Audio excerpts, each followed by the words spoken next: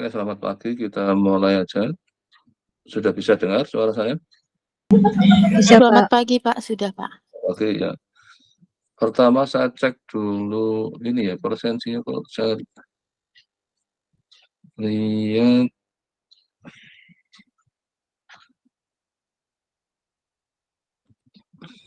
Mohon maaf Pak, ada yang belum di ACC Pak untuk join. Oh ya, apa? Oh, belum. Silvina Pak. Bentar, apa? Kok nggak ada tanda minta ini ya? Kok nggak ada? Itu nggak ada di ini tuh. Coba suruh masuk. Tapi saya nggak lihat ininya dulu. Oh iya, sebentar Pak.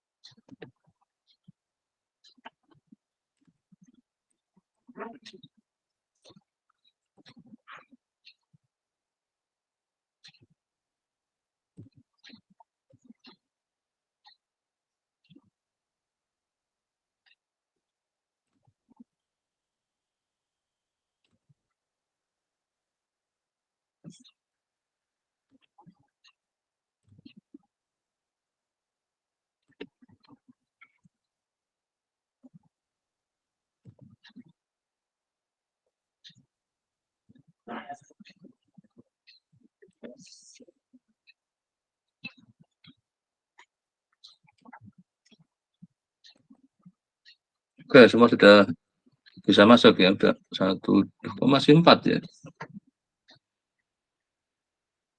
Kurang 1 siapa ya? Arni, Pak. Arni, Bapak. Memang nggak masuk atau ini? Iya, konfirmasi. Belum nyaut nih, Oh. Pak. Belum bisa dihubungi, Pak. Oke. Ya udah, kalau itu sambil nunggu itu bisa dimulai dari tugas dulu nggak apa. Tapi urut aja ya, karena ini kan main baru 10, 11 ini ya, perwakilan itu ya. Review statistiknya ya. Iya, Pak. Berarti dari bab 10 nggih, Pak? Iya, diurut aja berarti kan. Oke. Oke, silakan.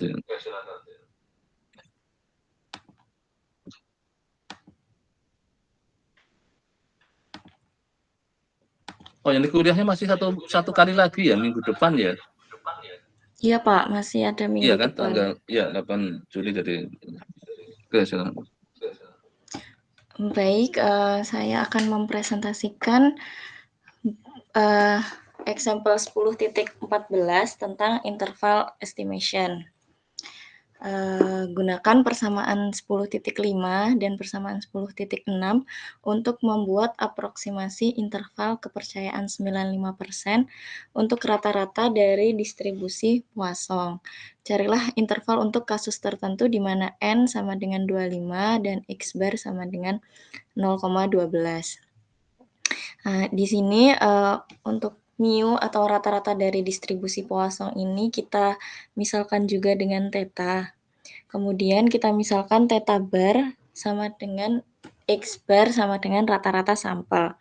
Untuk distribusi Poisson, E theta head-nya itu sama dengan EX sama dengan theta, dan V theta-nya itu sama dengan var X bar, di mana X bar ini kan X per N, dan var X itu sama dengan theta. Jadi, var X per N sama dengan theta per N.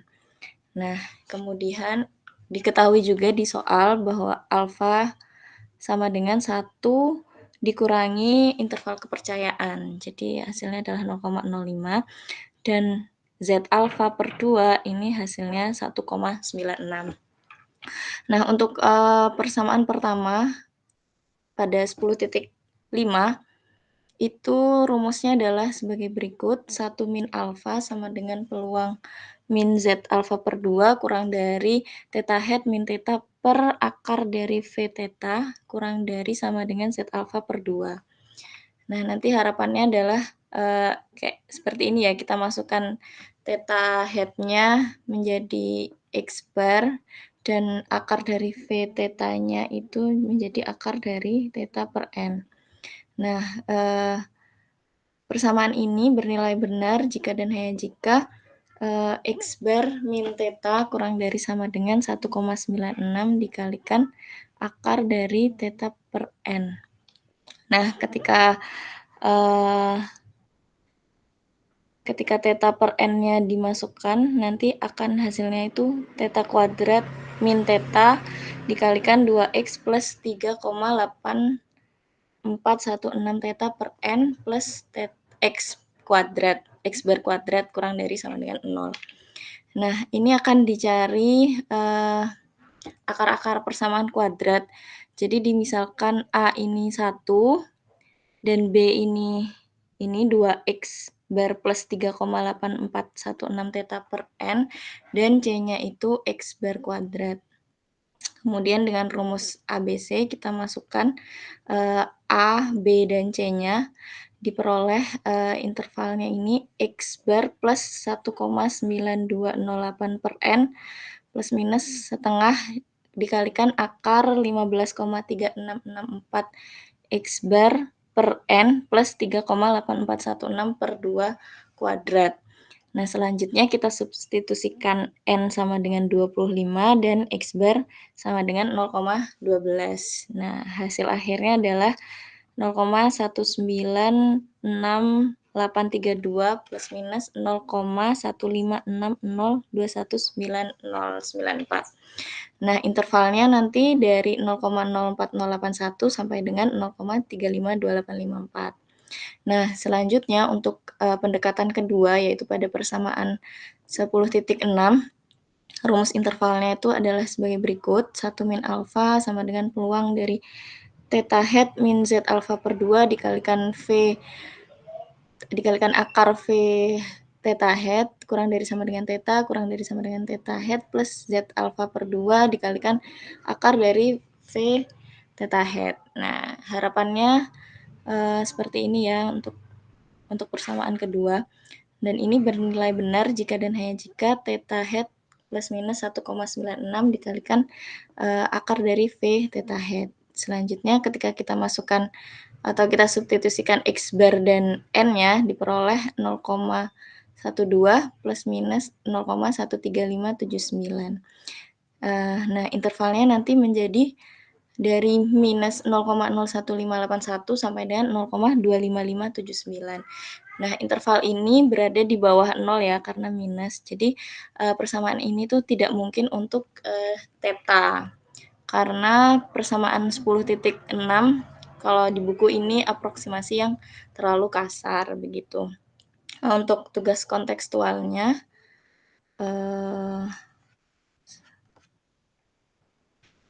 sebentar. Naik ke yang Tugas tadi contohnya dulu. Oh, contohnya Mungkin dulu. ke contohnya dulu tadi di awal. Boleh, Pak. Yang penting di sini cermati statmatnya ya, coba naik ke atas. Itu tadi kan berpanjang lebar ada rumusnya, itu dari mana nih yang perlu dicermati karena sisi statmatnya. Oke, mulai di soalnya. Mulai contoh soalnya. Ini, Pak. Nah, di situ kan dikatakan dia berdistribusi kuasong. Coba lihat perjalanannya. Dia kuasong, estimasinya sudah, tapi tiba-tiba di situ pada saat itu muncul Z. Nih, Z kan itu normal standar itu. Ya, Z normal standar. Itu dari mana itu? Tiba-tiba wong kuasong kok tiba-tiba ada Z. Nah, ini yang perlu dicermati di statistik adalah yang seperti ini. Bagaimana kuasong bisa tiba-tiba jadi Z itu?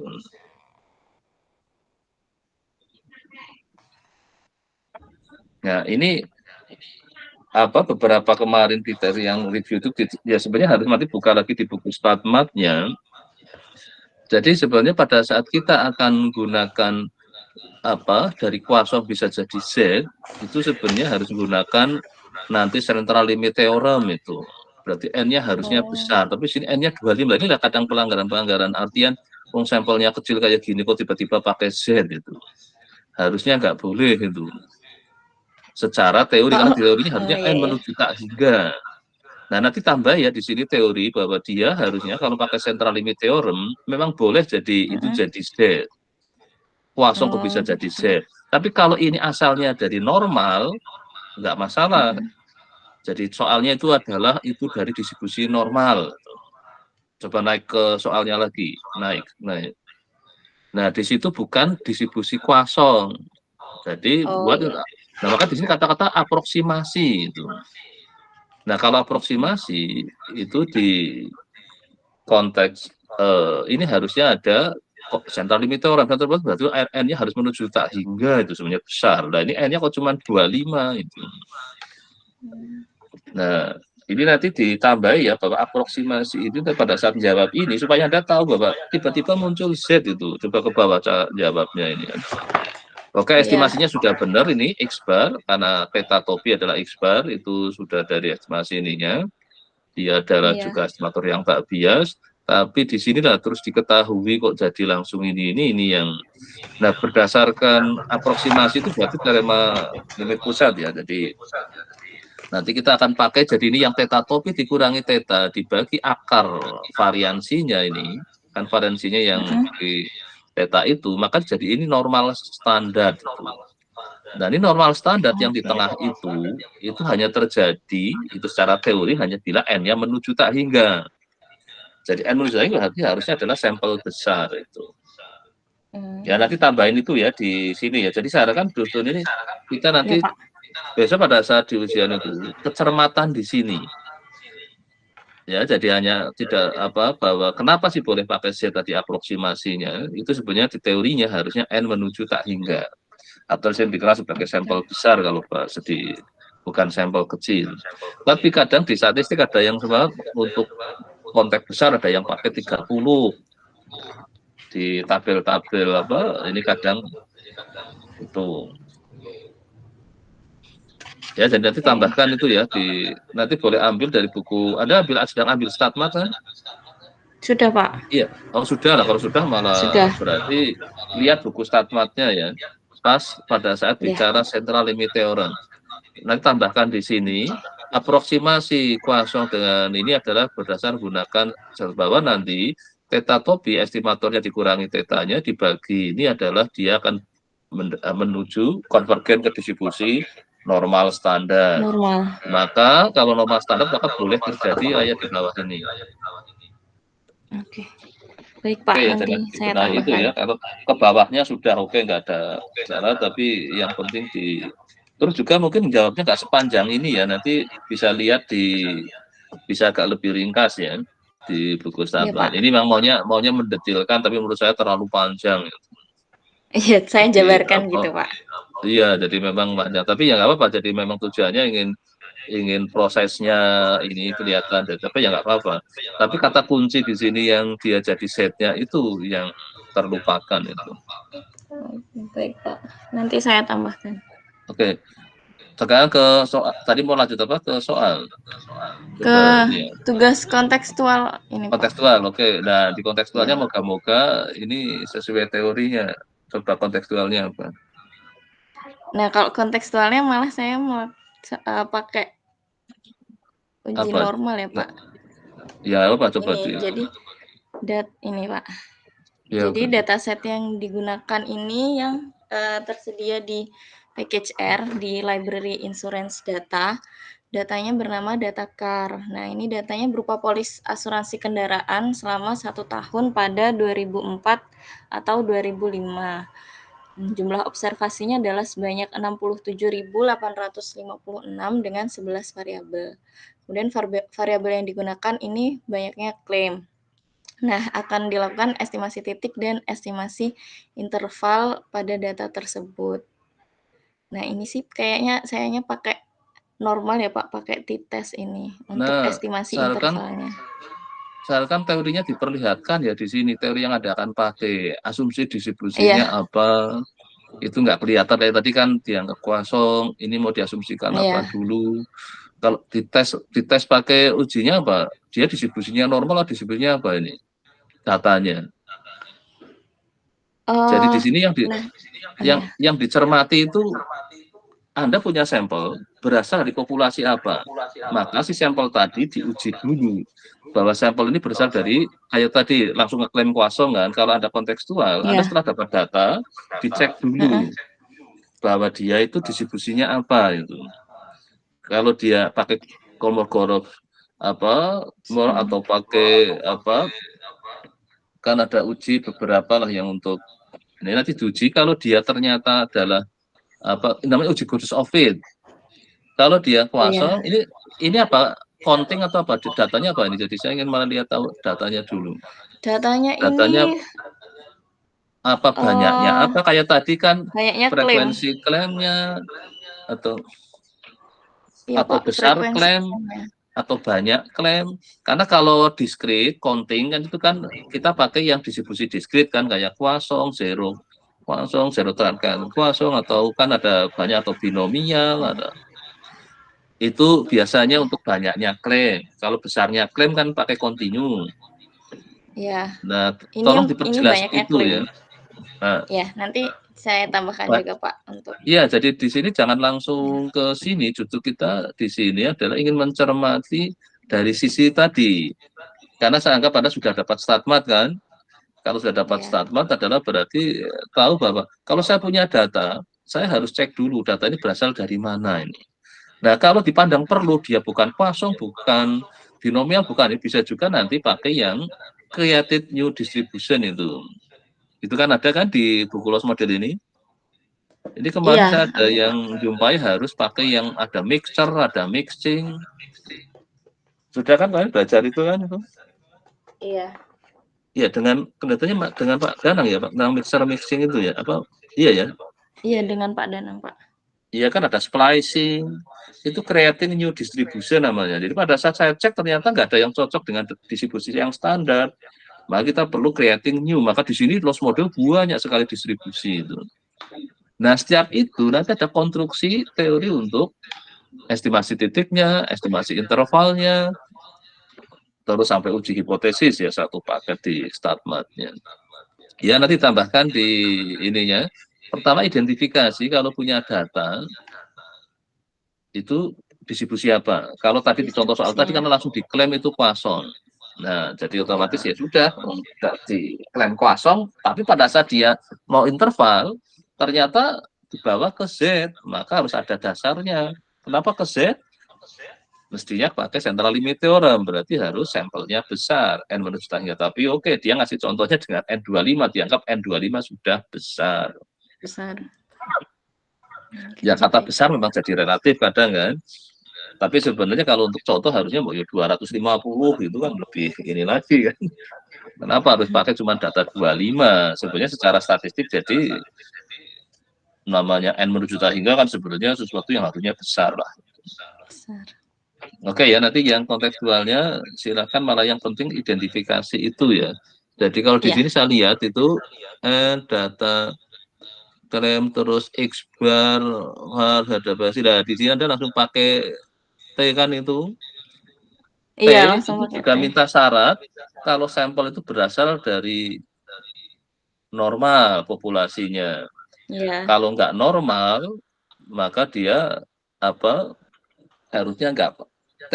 Jadi T itu hanya boleh dipakai sebenarnya kalau Distribusi distribusinya normal. normal. Itu. Oh, iya. Tapi kalau nggak Ya, berarti normal, nanti. maka harusnya sampelnya konteks sampel besar ya dibawa ke Z.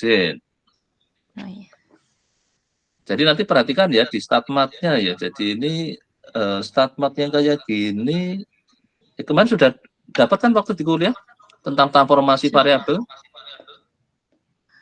Nah itu harus dicek ya. Jadi kapan saya Ini, Pak. pakai T, kapan saya pakai Z, kapan pakai F, kapan pakai C square. Itu semua ada dasar teorinya ya. Kalau nanti diperhatikan itu di.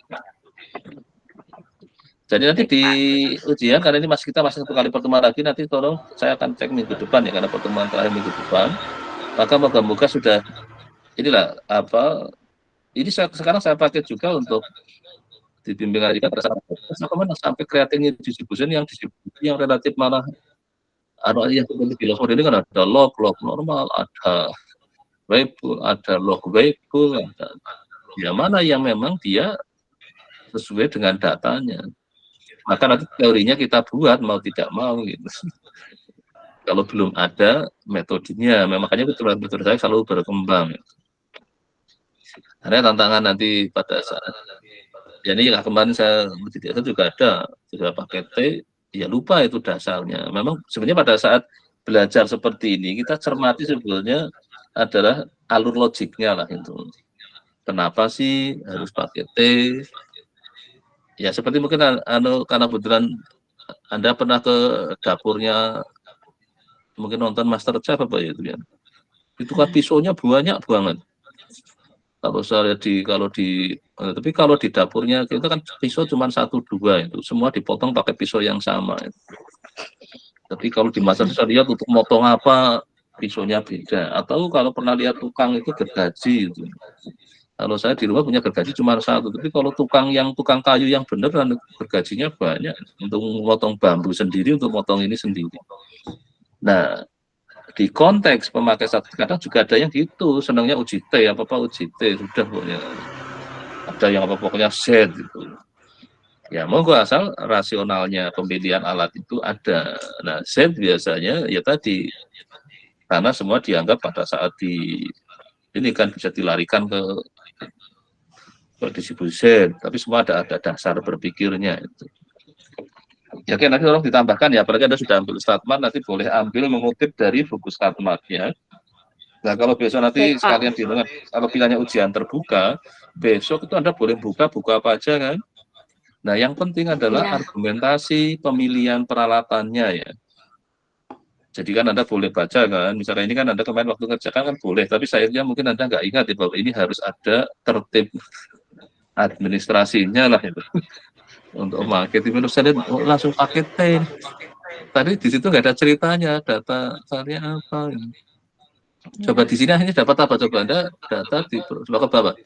Saya coba lihat ada expert, data claim, terus Sama mana? estimasi intervalnya ini, Pak. Intervalnya pakai T berarti Anda. Iya. Iya, pakai T. Nah, Iya. jadi kalau T juga ada dasarnya itu. Kenapa Anda pakai T? Nggak pakai set ya, Anda pakai T ya. Pakai T, Pak. Padahal untuk estimasi min ya, ini kelihatan interval untuk min ya. Iya, Iya. iya kan? Data claim. Ya kan nanti dicermati ya, di pertama dicek datanya, kalau data diskrit, maka distribusinya kan yang diskrit. Kalau continue yang continue. Nah nanti yang setelah lanjut ini kan nanti ada ke situ. Ya oke nanti silakan dicermati, moga-moga nanti di minggu depan kita akan coba ini kan karena ini mulai masuk statistiknya ya. Tapi karena dengan asumsi Anda sudah ambil Statmat, jadi saya harapkan ada tambahan Anda harus menggali waktu belajar Statmat lah. Siap. Ya oke, terima kasih ya. Saya Terima kasih, kira Pak. silakan lanjut dulu ke siapa berikutnya. Yang absen kedua itu, maksudnya yang bab kedua ini Arni, Pak, sebenarnya, tapi Oh nggak masuk, ya udah diloncat belum aja, masuk. berarti nggak apa-apa. Oh nanti di sini kan saya lebih saya akan verifikasi si statistik matematiknya. Oke, silakan lanjut aja nggak Pak? Siapa? Karena Ani nggak masuk. Urutan selanjutnya siapa? Silvina, Pak. Tapi tadi sepertinya dia bilang kalau lagi ke kamar mandi gitu. Ada, Mbak. Apa ini? Oke, Sudah. sudah ada ya udah. Oke, Oke. sekarang udah kembali, silakan. Sebentar, Mbak.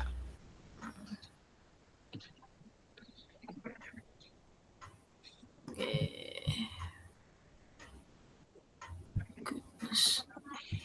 Oke. Seluruh layar.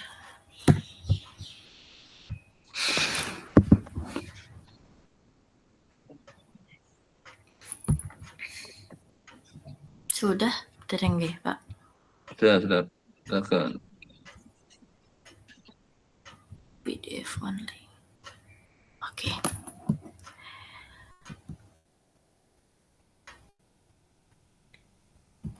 Yeah. Nih, hospital liability policy has experienced that number of claims over a 10-year period given tabel 1210. Jadi ada tabelnya di bukunya gitu Pak. Terus estimate the Poisson parameter using the method of moment and the method of maximum likelihood. Nah, terus ini dalam analisis ini, this data can be summarized in a different way. We can count the number of years in which exactly zero claims occurred and a claim occurred and so on as in tabel 12.2. Nah, jadi jumlah klaim pada periode yang ditentukan ini di tabel itu adalah 25. Nah, karena itu kita cari rata-ratanya. Rata-rata per tahun adalah Dan ini contoh yang nomor berapa? Sebentar, contohnya nomor berapa? 12.1 ya. Oke. Oke, bentar sekalian saya tak cek 12.1. 12.1. Karena sekalian saya cek kalau tadi ternyata di bukunya nggak lengkap kayak tadi informasi. Ya oke, silakan mulai dilanjutkan lagi. Silakan. Rata-rata bisa dihitung dari tabel 12.2 itu kita misalkan jumlah tahun di mana frekuensi tepat klaim terjadi. Nah, frekuensi yang diharapkan atau rata-rata sampelnya itu ini, X bar itu ini. Nah, terus dengan NK itu mewakili jumlah nilai yang diamati pada frekuensi K. Oleh karena itu, metode estimasi momen parameter Poissonnya itu 2,5. Karena kan tadi rata-ratanya segini. Terus maksimum likelihood estimation dapat dilakukan dengan mudah pada data ini. Kontribusi likelihood dari pengamatan K itu PK. Nah, terus kita dilihat likelihood-nya tuh rumusnya seperti ini. Nah, terus diperoleh L itu sigma NK ln PK K dari 0 sampai tak hingga. Nah, selanjutnya dalam kasus distribusi Poisson itu hanya ada satu parameter yang membuat maksimalisasi lebih mudah. Jadi kita buat seperti rumusnya PK sama dengan E pangkat min lambda lambda K per K faktorial. Ln PK itu min lambda plus K ln lambda min ln K faktorial. Terus kita generate likelihood-nya seperti ini. Terus dengan N itu sama dengan sigma K dari 0 sampai tak hingga NK itu adalah ukuran sampel. Nah, selanjutnya kita diferensiasikan, diturunkan L-nya. Terus dengan ini dibuat 0, estimasinya kemungkinan maksimum dapat diperoleh dari solusi persamaan yang dihasilkan. Terus kita peroleh estimatornya ini. Jadi lambda hat itu sama dengan X bar. Nah, untuk distribusi Poisson, maksimum likelihood-nya di metode dari estimator itu identik. Nah, jika N memiliki distribusi Poisson, rata-ratanya lambda, kita peroleh E lambda hat sama dengan lambda. Variannya si lambda hat-nya tuh lambda per N. Seperti itu. Nah, jadi karenanya X bar itu tidak bias dan konsisten. Nah, dari teorema MLE, maximum likelihood estimation, berdistribusi norma asintotik dengan rata-rata lambda dan variansi, var lambda hat itu sama dengan lambda per N. Nah, terus ini kan pendekatan. Terus di sini itu kita buat rata-rata kepercayaannya 95%. Jadi kita buat interval. Jadi interval lambda hat plus minus 1,96 lambda hat per N pangkat setengah itu kita dapatkan interval itu 1,52 sampai 3,48 interval terbuka seperti itu. Nah, terus setelah diuji Sebentar, yang tadi dulu ini. ya, Pak. Bentar, atau yang teorinya dulu. Ini juga, ini sudah lumayan menyebut tadi ke atas dikit. Jadi Ya, Pak. munculnya di sini ada Z kayak tadi yang waktu apa yang tadi kan Oke. juga munculnya Karena- Z itu.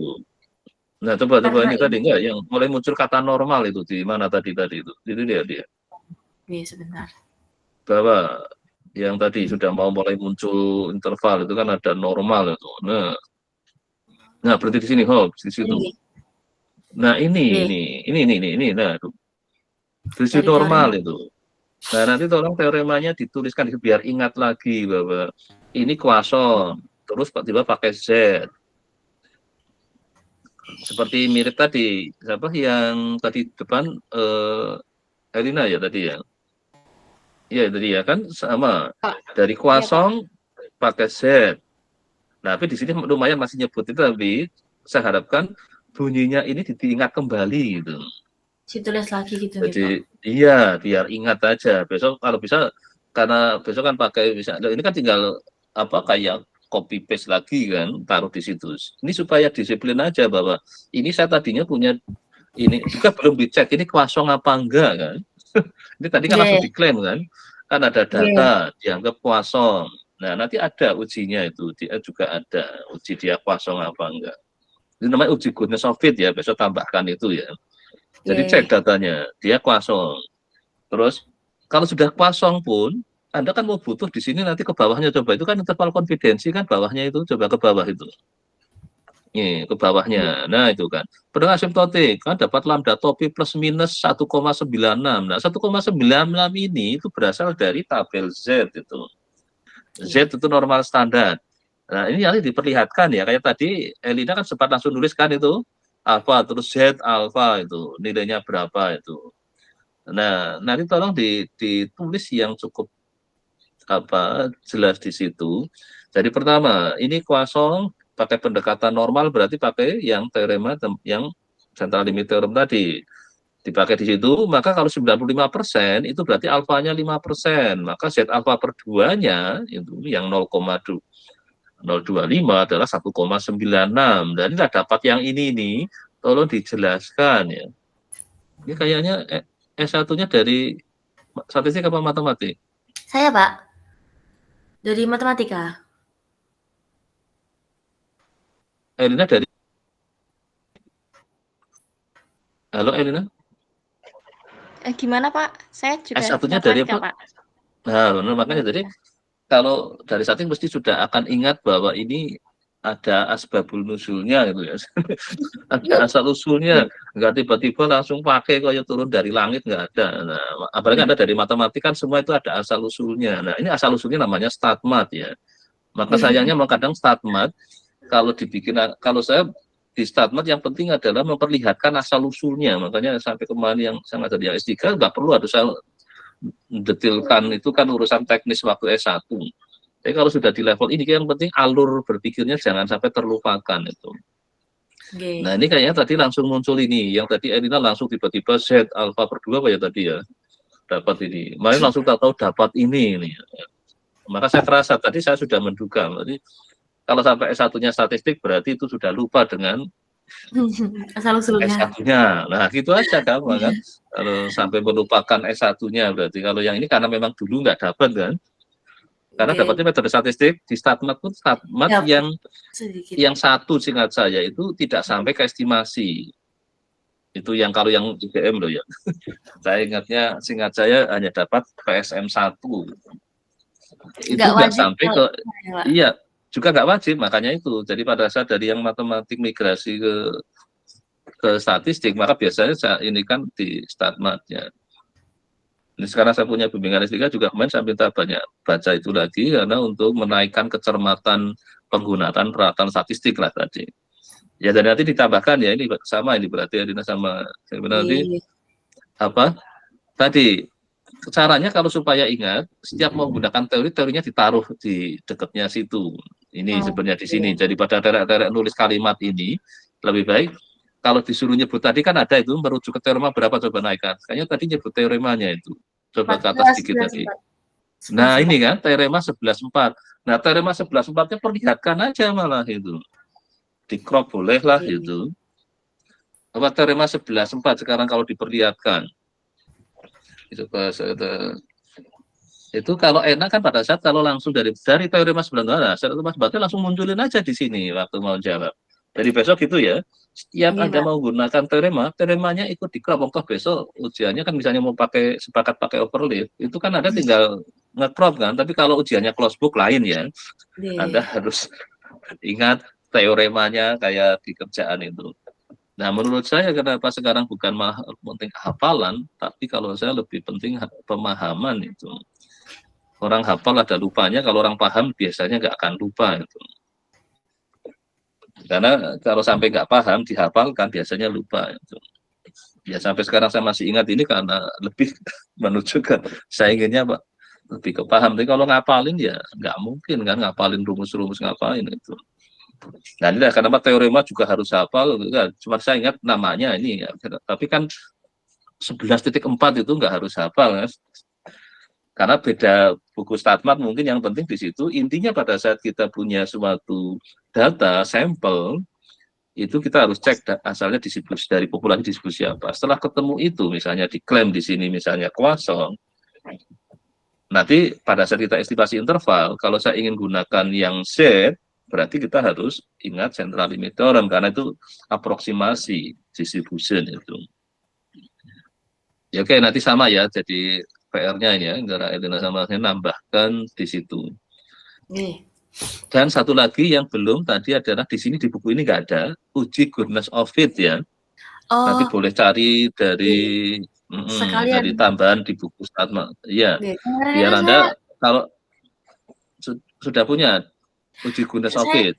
Biasanya tuh pakai function goodness of itu tuh tapi kok buatan ke Dateng ya, Pak? Di nggak bisa di cloud nggih? Saya itu kemarin Enggak, nyoba mungkin harus manggil library-nya biasanya, kan library untuk sampun itu. Sudah. library-nya. Nggih, Tapi di offline-nya bisa keluar. saya belum nyoba offline-nya sih, Pak. Ini kan saya tuh kemarin kan panggilnya goodness of it, terus dari ininya tuh nggak Harusnya ada ini ke Ghost of It test harusnya ada di situ itu. nggih. Nggak Nah mau ini ini. nggih, jadi itu, couldn't find Gov itu, ini, couldn't Tapi find Gov library-nya sudah benar namanya itu. Kadang karena sampun, di Gov R test, itu nggih. kadang ada satu tema yang sama, dia nama library-nya malah beda, tapi isinya sama.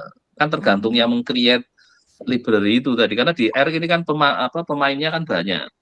Nggih. Jadi saya kemarin malah coba ada satu hal yang sama, tapi nama library-nya beda. Itu. Nggih. Jadi makanya nanti dicek aja kalau di sini nama library-nya apa untuk kepentingan intinya apa kata kunci uji ngebit nanti searching aja uji gunung Soviet misalnya Nggih. Kalau digunakan R itu nanti kan ada yang menawarkan library-nya beda-beda. Nah yang di cloud itu pakai yang mana? Nah kita kan nggak tahu kan nggih. harus kita identifikasi karena sekali lagi yang R cloud mungkin dengan R yang offline bisa juga library-nya bisa berbeda. Oh, alah Kan nggih. Kemarin tuh tergantung ininya kan masalah ini kan seolah saya pakai softwarenya si cloud kan kalau Anda nggih. dipakai offline kan tergantung installnya kan Nggih. saya dapat R offline dari siapa saya install mungkin saya dapat lagi bisa juga dia kelengkapannya nggak sama tapi kalau saya pakai cloud misalnya kita sudah di cloud itu library-nya pakai nama apa kita kan juga harus harus cari tahu kan di sini karena kan banyak library-nya kan. Nah setelah Anda running, saya running akan sama karena saya nggak perlu install software kan. Nggih. Itu keunggulannya cloud kan saya jadi nggak perlu ikut-ikutan install. Tapi kalau offline, saya harus install yang sama seperti yang mahasiswa saya lakukan supaya kelengkapan library-nya sama. Kalau dulu zamannya MATLAB namanya apa itu toolbox-nya itu. Toolbox. Jadi kalau toolbox-nya berbeda, nggak ada Finance misalnya, saya running Finance ya nggak bisa, nggak lengkap di situ. Karena yang dijual hanya masternya itu kalau MATLAB. Master MATLAB-nya, nanti terus dia jualan toolbox. Toolbox itu kayak library lah kalau di sini. Nanti setiap toolbox bayar lagi berapa. Nah, itu kalau MATLAB dulu ya hanya kadang ya bacakan kan kalau beli beneran kan. Jadi yang tergantung dia dapat dari mana. Nah itu sering repotnya itu. Saya coba running nggak jalan. Ternyata beda dengan yang dimiliki mahasiswa itu. Nah dengan cloud harapannya kita di platform yang sama. Gitu. Tapi ya itu istilah ini kemungkinan bisa juga apakah ada enggak kalau sampai nggak jalan berarti mungkin library ininya nggak sama. Nanti dicek aja lah. Saya juga nggak semua library-nya ini kan apa nanti dicari aja di yang code ini library-nya namanya apa aja. Oke. Kemarin Jadi, saya nyoba ada katanya tuh kalau di RStudio itu GovTest sama tes gitu, Pak. tapi Waduh ternyata di nggak cloud nggak keluar bisa. ya kayaknya ya. Iya, Iya, di ternyata cloud itu berarti nggak ada ternyata. betul. Nanti ini aja kalau cari informasi kayak gini bisa masuk komunikasi R atau bisa di Google-nya atau sekarang banyak juga kan orang bikin apa yang penggemar R kan bikin YouTube-nya juga itu. Oke. Jadi itulah yang kemarin saya jumpai ada satu konten yang sama ternyata library-nya namanya beda. Waktu itu Oke. untuk finance apa ya, finance apa sama apa gitu. Ternyata hasilnya dia sama, manggilnya padahal library-nya beda. Nah, saya juga nggak tahu bagaimana orang pada bikin library kan. Karena library intinya kan kita bikin kayak suatu program yang kalau itu dipanggil tinggal pakai lah, kayak package lah itu jadinya. Kalau istilah di MATLAB dulu namanya toolbox. Jadi kalau toolbox-nya lengkap ya udah untuk kerja apa aja kita enak itu, nggak perlu bangun dari besar itu. Yeah. Ya oke nanti ini ya dicoba nanti sambil apa saya karena ini penting ya kemarin. Nah saya kemarin saya ini kan yang S3 itu sudah saja Pak, ini nah berarti dia sudah punya good of-nya itu. Dia sampai harus creating new distribution. Karena dia kan pakai data real yang harus diinikan, terus ternyata setelah dicek ininya distribusinya agak aneh, maka dia harus meng-create teorinya kan akhirnya, karena teorinya belum ada kan. Nah itu suatu open problem bagi yang ketika beruntung lah itu saya katakan menemukan suatu fenomena yang teorinya belum di-create itu. Tapi kalau untuk S1 S2 kan kalau bisa yang ada aja kan. Kalau mengada-ada kan masih belum waktunya lah itu. Tapi nanti makanya larinya biasanya ke kayak gini, ke sampel besar itu. Bikin yang terlalu dari kuasong itu ada di sama benar-benar tetap pakai kuasong loh ya, itu tetap jalan di situ. Tapi kan lebih mudah langsung dibawa lari ke sampel besar tadi yang pakai ke Z, tabel Z kan enak kan, di mana-mana ada itu. Itu contoh yang nanti ini kan ya semaksimal kalau harus meng-create sesuatu saya kira enggak, nanti kalau ternyata dia bukan kuasong pun ya enggak masalah, sementara pakai dulu gitu. Tapi yang penting kita sadar bahwa kita masih tadi melakukan tanda petik pelanggaran, bukan kuasong atau dipaksakan kuasong. Padahal Anda punya berapa itu yang untuk distribusi yang diskrit? Ada 10 lebih kan itu? Yang special distribution, spesial aja yang bisa di kalau nggak salah 6 sih Pak. Nah ya, tapi kalau yang sampai tambahannya itu ada zero, tanggal kuasong, ada ini macam-macam kan ada. Belum yang pakai creating new distribution itu kan di loss model kan kita diajari untuk sampai ke meng-create distribusi baru. Itu yang pakai mixing, pakai splicing. Itu teknik-teknik yang pakai transformasi variabel itu juga salah satu untuk mendapatkan distribusi yang lain. Ya oke lah, nanti kalau memang ini nanti cari library yang ini saya lebih mudah lewat di komunitasnya itu.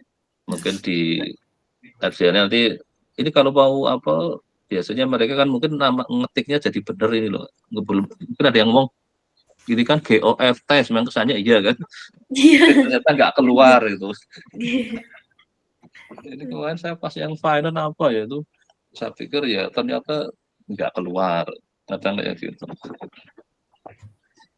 Ya oke ya, nanti silakan. Saya hanya di sini istilahnya tertib administrasinya. Kalau kita punya data, ceklah dia distribusinya apa. Setelah distribusinya ini kalau kita menggunakan konsep sampel besar, ya diusahakan datanya sebesar mungkin. Maka di era sekarang yang namanya big data, datanya besar-besar, maka banyak yang mudah lari ke konsep central limit theorem gitu. Kan datanya sudah besar itu. Ini 5.000 data kalau nggak salah. Nah iya kan sudah. Ini mau jelas. Kalau yang tadi kan 25 yang Erina masih terlalu sedikit. Kalau ini besar sudah. Bahwa ke central limit theorem sudah cukup layak lah.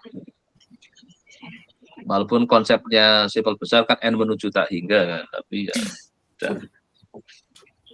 Ya oke, saya kira udah saya cukup sih. Masih Tadi Pak. masih ada lagi, masih ada yang mau sudah Sampun. ada yang mau disampaikan lagi nggak? Sudah cukup ya, oke. Jadi tadi ya nanti sama ya kasusnya ya dengan. Oke, silakan lanjut siapa?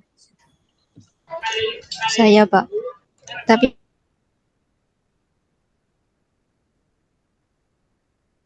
maaf ya Pak, ini lagi di stasiun, sedikit berisik suaranya.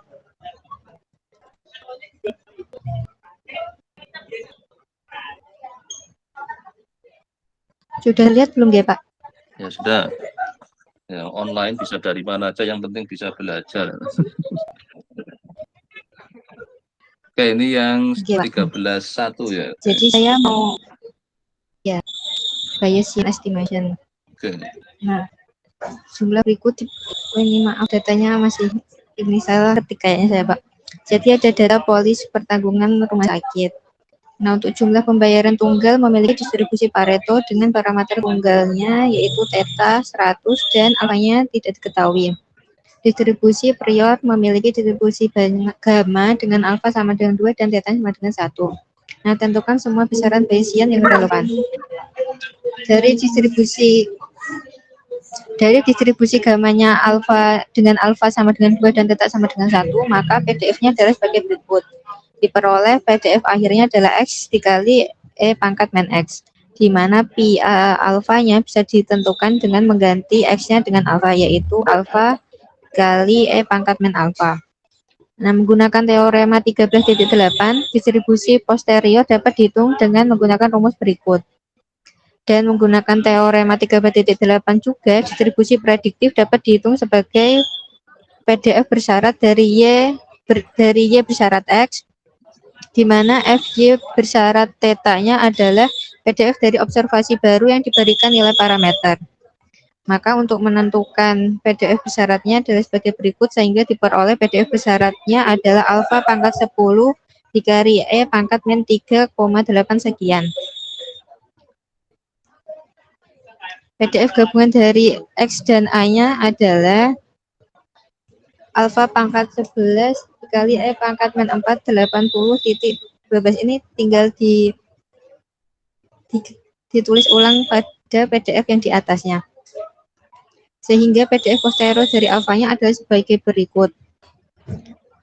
Nah, dari eksperimen tersebut tidak perlu melakukan evaluasi integral dalam penyebut, karena kita tahu bahwa hasilnya pasti distribusi probabilitas atau angka.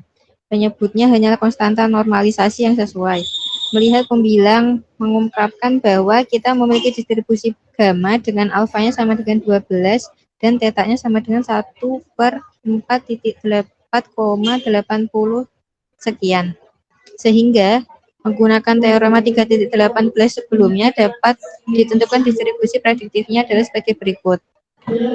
Nah, di mana PDF ini bisa digunakan untuk menyelesaikan eksersis 13.1, di mana tunjukkan jika Y adalah distribusi prediktif pada eksempel 13.1, maka len Y dikurangi len 100 memiliki distribusi Pareto. Dari eksempel 13.1 diperoleh distribusi gabungannya adalah sebagai berikut.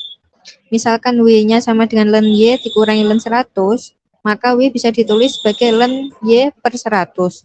Sehingga diperoleh Y-nya adalah 100 ekspektasi pangkat W. Dan DY-nya adalah 100 ekspektasi pangkat W DW. Selanjutnya, dengan mengganti distribusi pada eksempel 13.1 dengan nilai W tersebut, nilai Y-nya adalah nilai Y-nya sama dengan 100 E pangkat W, diperoleh PDF barunya adalah 12 dikali 4.80 sekian pangkat 12 dibagi 4.80 sekian ditambah W pangkat 13. Nah, berdasarkan PDF dari Pareto ini, diketahui distribusi dari len Y dikurangi len 100 adalah Pareto dengan alfanya sama dengan 12 dan θ-nya adalah 4.80 sekian.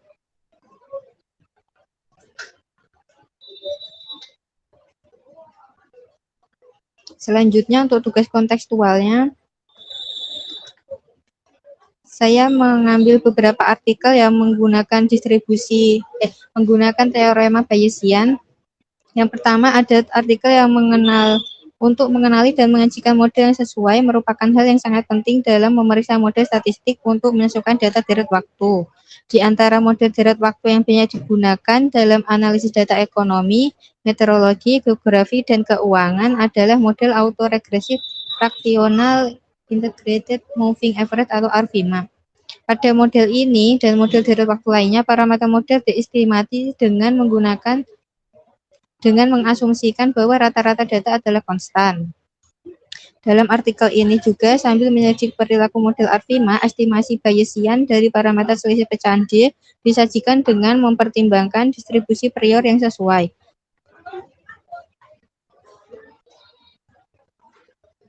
Untuk memeriksa efisiensi estimasi Bayesian yang diusulkan, menggunakan simulasi dan kriteria informasi AKIK atau AIC. Ditunjukkan bahwa analisis Bayesian berkinerja lebih baik daripada metode lainnya. Terakhir, dengan menggunakan set data aktual dan mengasumsikan distribusi prior yang sesuai untuk parameter selisih pecahan D, menunjukkan bahwa ARFIMA 0,D,0 merupakan model yang sesuai untuk data tersebut. Kecocokan model ARFIMA dievaluasi berdasarkan estimasi Bayesian dari parameter.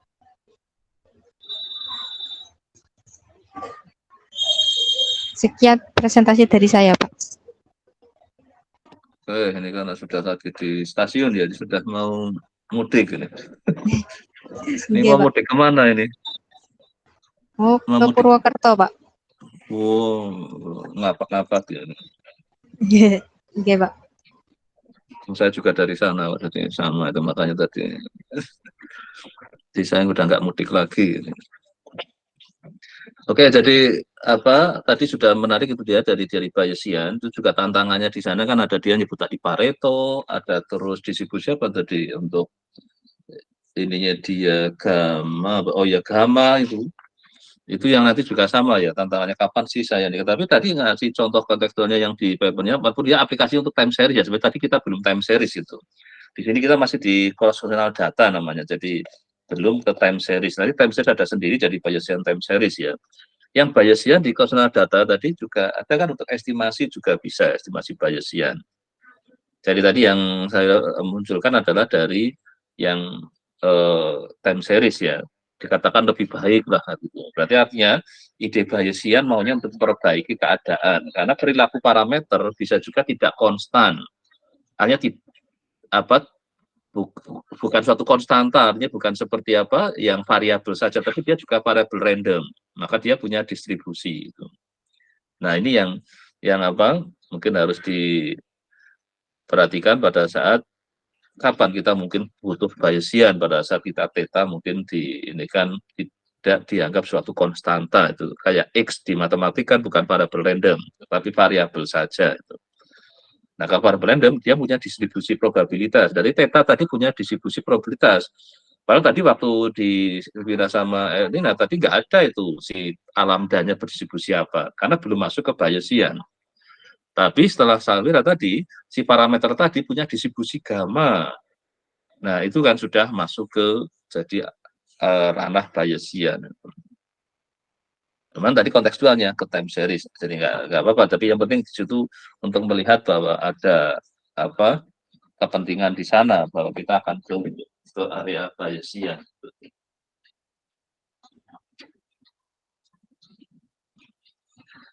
Oke, saya kira udah terus lanjutannya sama ini berarti yang terakhir silakan. Iya Pak, saya sebentar ya Pak. Ya, silakan.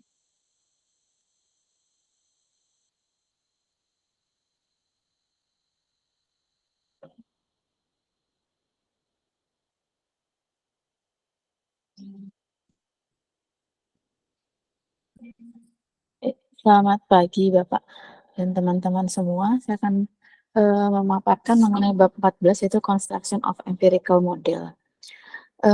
Ini untuk example, saya ambil example 14.3.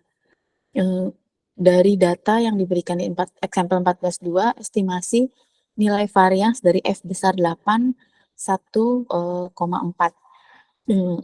Kemudian dari example 14,2 ternyata data yang diberikan adalah terdapat 8 angka berupa 1,0, 1,3, 1,5, 1,5, 2,1, 2,1, 2,1, dan 2,8.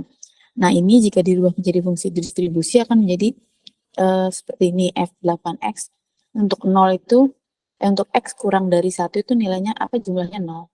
Kemudian untuk range dari 1 sampai 1,3 itu ada 1 yaitu 1,3 angka 1 ini jadi 1 dikurang 7/8 karena total datanya ada 8, 1 jadi 1/8. Kemudian untuk range dari 1,3 sampai 1,5 ini ada 1 juga karena ini kan kurang 1 jadi 1/8. Kemudian untuk dari 1,5 sampai 2,1 ada 2 dan kemudian 2,1 sampai 2,8 dan yang lebih dari 2,8 lebih dan sama dengan 2,8 ada 1.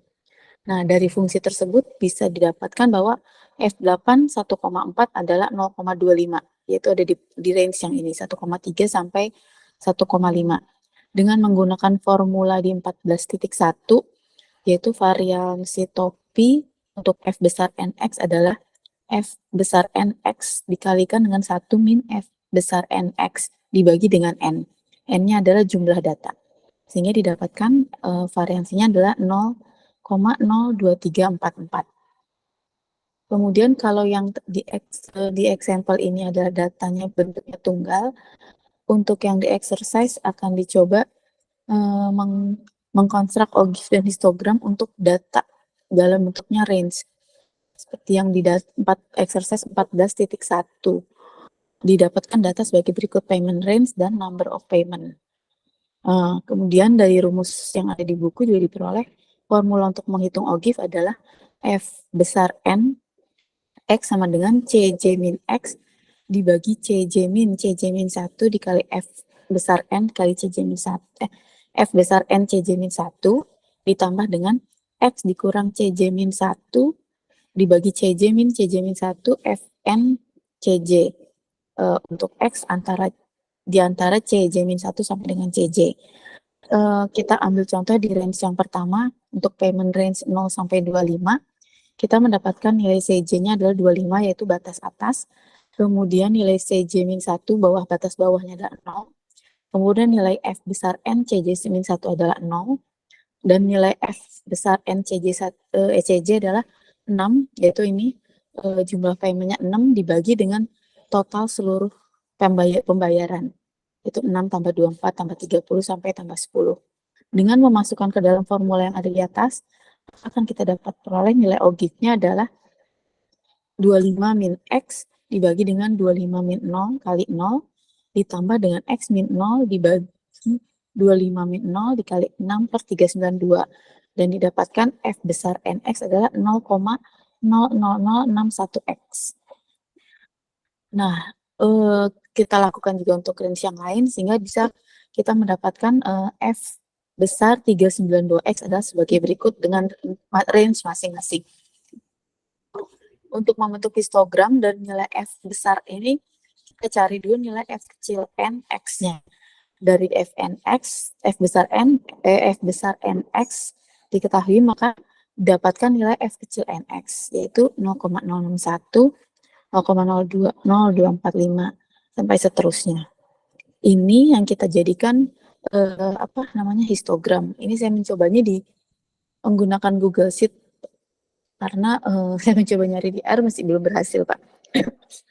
Oke, nggak apa-apa. Ini kan lebih mudah kan, pakai Google Sheet lebih mudah daripada pakai R kan. Pakai Iya, R betul, mungkin Pak. jadi kita sebenarnya tool kan nggak harus milih mana sih yang pas lah gitu. Kalau ini pakai Google Sheet ya nggak apa-apa, nggak harus dipaksakan pakai R. Tapi nanti kalau sekalian di dalamnya sudah terlanjur di R ya memang kadang kita mau tidak mau cari yang kayak gini di R kan.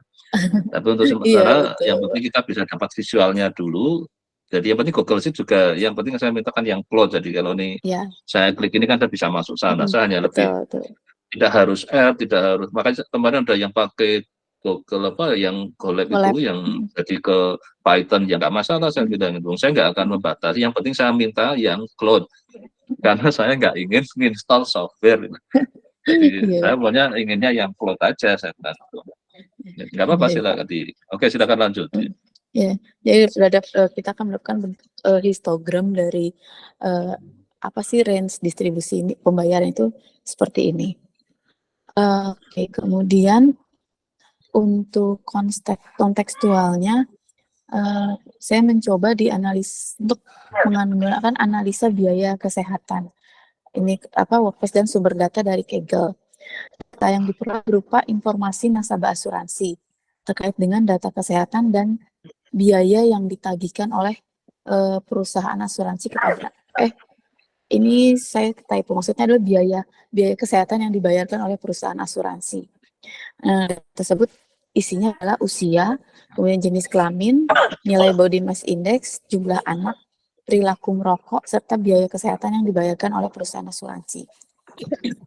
Kemudian rangkuman dari data tersebut adalah kita bisa melihat usia minimalnya adalah 18 dan maksimalnya 64. Untuk jenis kelamin terbagi hampir sama rata antara laki-laki dan perempuan.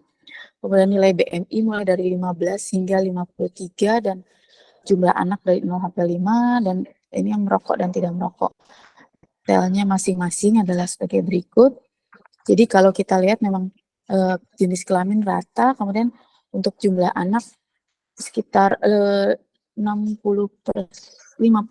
itu minimal memiliki 1 orang anak, kemudian 20% dari nasabah merokok, dan 53% mengalami obesitas.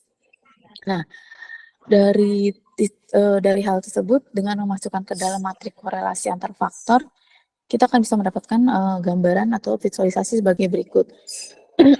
Di sini kita bisa melihat korelasi antara perilaku merokok terhadap nilai biaya biaya kesehatan adalah tertinggi, yaitu 0,79. Kemudian juga yang mempengaruhi biaya adalah usia 0,3 dan angka BMI atau Body Mass Index sebesar 0,2. Kemudian dari matriks tersebut kita coba melihat visualisasinya untuk melihat interaksinya. Ini kita bisa melihat bahwa kalau secara umum semakin bertambahnya usia, ini biaya akan semakin meningkat.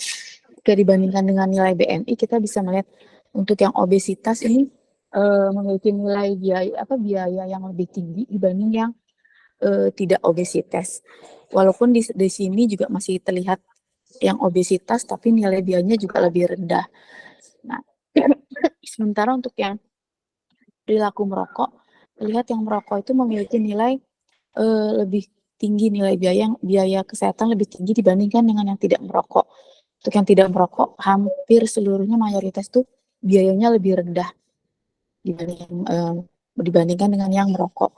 Sehingga dari dua gambar ini kita bisa mengelompokkan yang memiliki nilai biaya tertinggi adalah didominasi oleh nasabah asuransi yang obesitas dan merokok.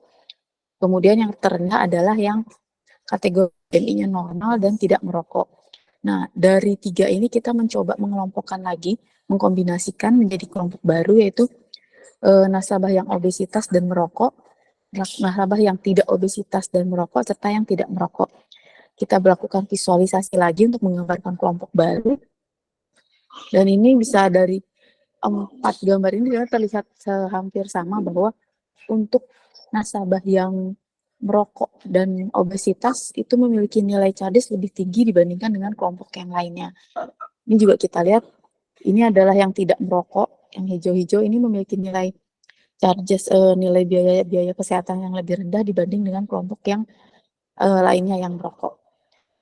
Ini juga kalau kita kelompokkan terlihat juga bahwa memang ini yang tidak merokok. Memang tidak merokok dan memiliki BMI lebih rendah, memang memiliki nilai biaya kesehatan yang lebih rendah juga.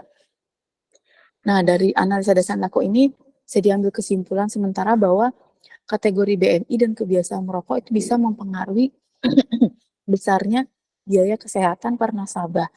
Informasi ini akan membantu perusahaan asuransi untuk membuat model untuk bisa memprediksi biaya kesehatan yang harus dibayarkan.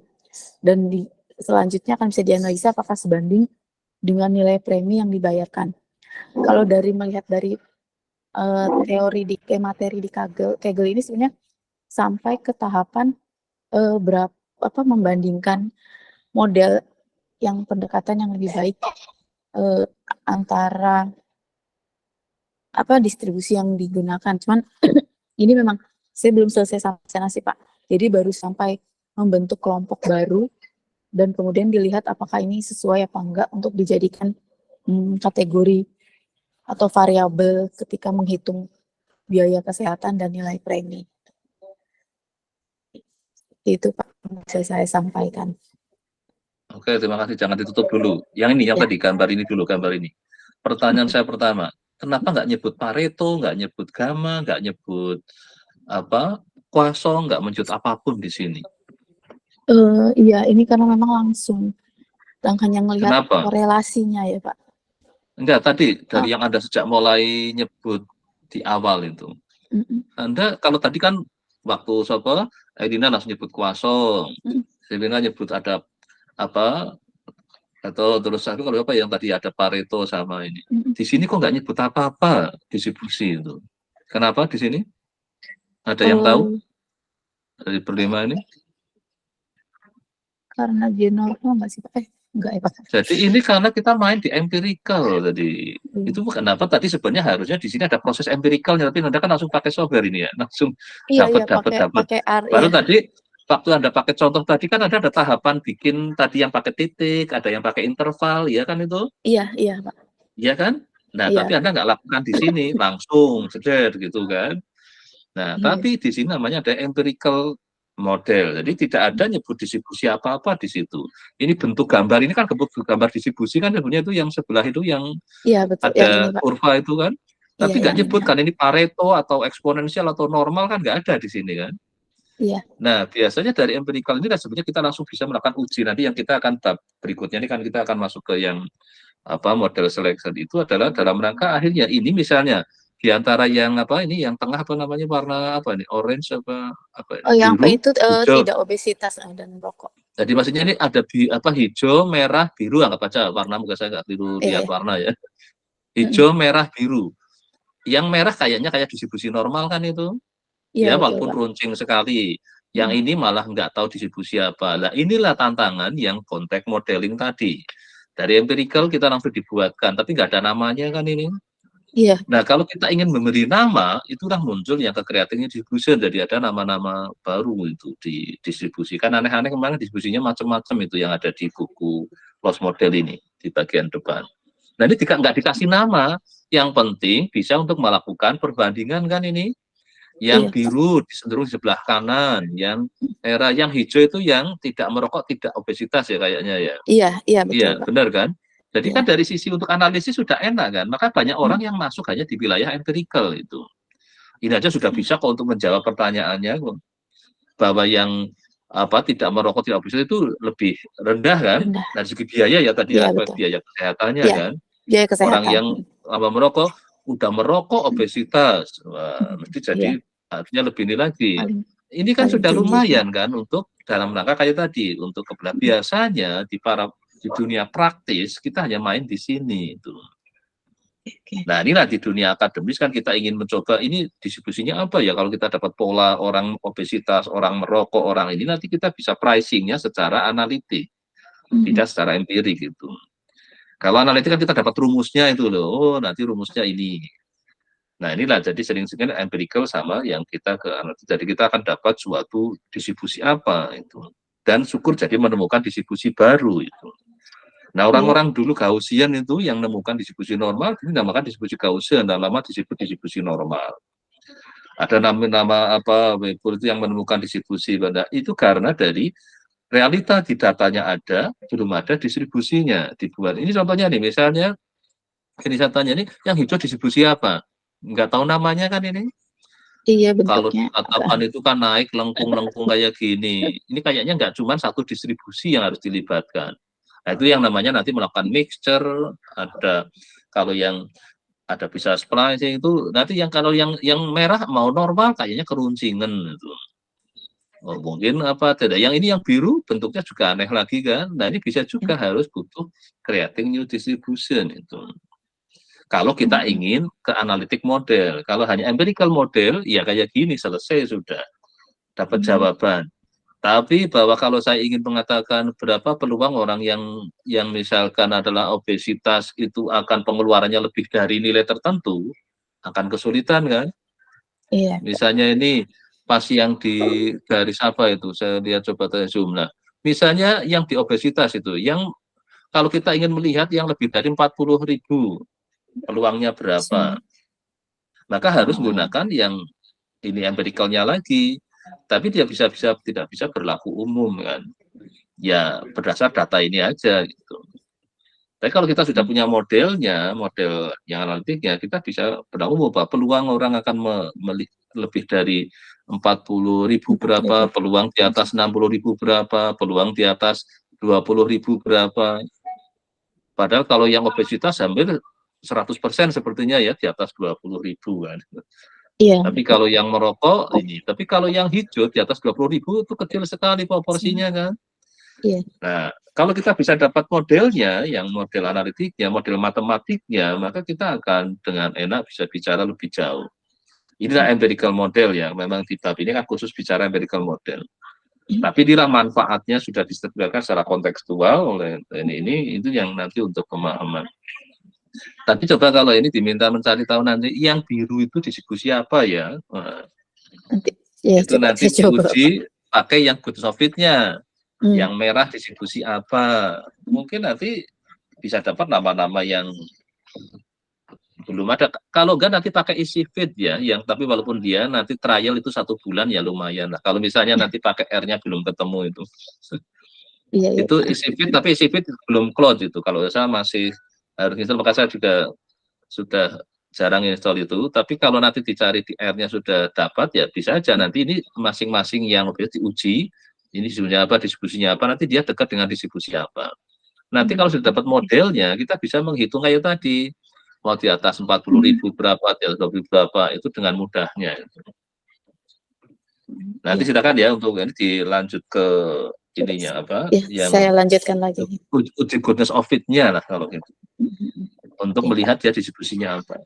Tapi sudah menarik ini dengan bantuan empirical kita sudah bisa menjawab orang yang obesitas, orang yang merokok itu biayanya besar. Jadi kalau dia ngajukan asuransi preminya harusnya besar. Karena klaimnya Iya. mesti jadi besar. Gitu. Lebih besar. Nah, ini kan menyangkut nanti, saya yakin mungkin di dunia praktisnya, mungkin dengan kayak gini aja kadang cukup. Iya, Pak. Tapi pada saat untuk menentukan preminya ya masih bingung juga kan. Mau berapa, yang penting pokoknya yang hijau lebih kecil daripada yang merah lebih kecil daripada yang biru, mesti kayak gitu. Nanti di otak-atik Gadok, moga-moga bisa pas itu. Nanti dievaluasi, oh ya ini kita nggak rugi, masih making money, artinya masih profit terus gitu. Oke, makasih untuk ini. Saya kira ini kayaknya tadi Ya. Ani ada ya, sudah bergabung ya. Oke, Stop, terakhir Pak. Ani silahkan. Ya, silakan, makasih. Ya Pak, izin presentasi. Silahkan, ada yang terakhir dari ini tadi ya. Oke, silahkan di share screen.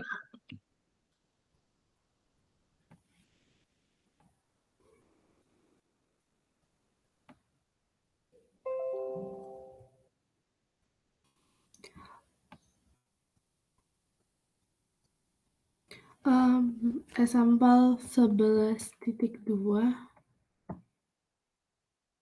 Saya akan menjelaskan sampel 11.2 itu menggunakan dataset B, menentukan maksimum likelihood dengan untuk eksponen distribusi dan untuk juga gamma distribusi, alfanya diketahui sama dengan 2 dan untuk gamma distribusinya kedua parameternya tidak diketahui. Jadi yang pertama itu untuk distribusi eksponensial itu didapat sama kayak yang sampel 11.1, tapi yang ini semuanya tidak diketahui sehingga didapatkan fungsi log likelihood-nya adalah jumlahan dari min len theta dikurang dengan xj theta pangkat min 1 sehingga diperoleh min n dikali n theta min n kali x bar kali theta pangkat min 1 sehingga diturunkan didapat min n theta pangkat min 1 ditambah n x theta pangkat min 2 itu sama dengan 0. Di turunan pertamanya disamakan dengan 0 untuk mendapatkan theta barnya yaitu sama dengan X bar. Nah, X barnya adalah 1424,4 yaitu rata-rata dari data B ini. Kemudian theta barnya dimasukkan ke untuk mendapatkan nilai fungsi log likelihood-nya, kita masukkan theta barnya ke fungsi log likelihood-nya sehingga didapat min 165,23. Yang kedua itu kalau distribusinya gamma dengan alfa sama dengan 2. Nah, kita peroleh F-nya, Fx-nya dengan parameter theta itu sama dengan X theta pangkat min 2 E min X per theta, itu kita lenkan dapatnya len X min 2 kali len theta min X kali theta pangkat min 1, diperoleh fungsi log likelihood-nya yaitu sigma dari J sama dengan N, J sama dengan 1 sampai N yaitu len XJ N len theta min N X bar theta pangkat min 1 sehingga diturunkan diperoleh min 2 N theta pangkat min 1 ditambah N X bar theta pangkat min 1 itu turunannya disamakan dengan 0 sehingga kita dapat theta bar yaitu sama dengan setengah kali dengan rata-ratanya. Nah, rata-ratanya tadi itu 1424,4 dibagi dengan 2 hasilnya 712,2, yaitu fungsi likelihood-nya adalah sama dengan theta bar-nya dimasukkan ke fungsi log likelihood ini diperoleh min 179,98. Kemudian untuk distribusi gamma yang tidak diketahui, kita langkah-langkahnya sama seperti kalau alfa sama dengan 2, sehingga kita F sama dengan X alfa min 1 kali E pangkat min X per theta per gamma alfa theta alfa. Sehingga kita lenkan, kita dapat alfa min 1 len X min X theta min 1 dikurang len gamma alfa min alfa len theta. Menggunakan metode numerik metode itu kita dapat alfa bar 0,55616, kemudian theta bar yaitu 2561,1. Nah, fungsi nilai likelihood-nya kita substitusi, dapatnya adalah 162,29. Untuk exercise 11.2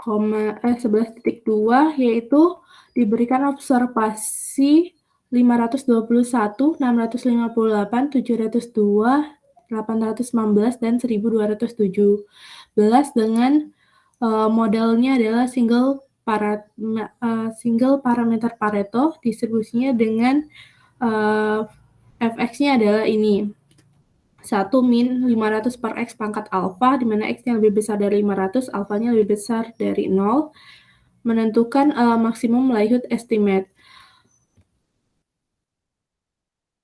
Sama langkahnya yaitu kita fx-nya karena dia distribusinya adalah Pareto, fx-nya adalah ini, sehingga theta-nya adalah 500, x plus theta-nya itu adalah x, sehingga kita bisa peroleh fx-nya adalah alfa kali 500 alfa x pangkat min alfa min 1.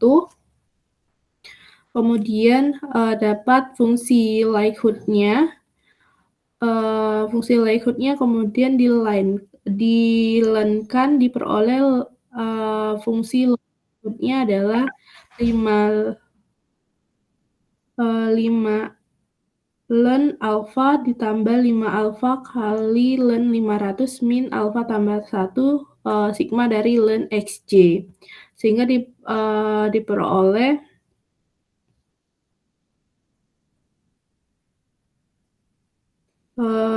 alfanya adalah 2,45 gitu, dan kontekstualnya itu adalah bisa dari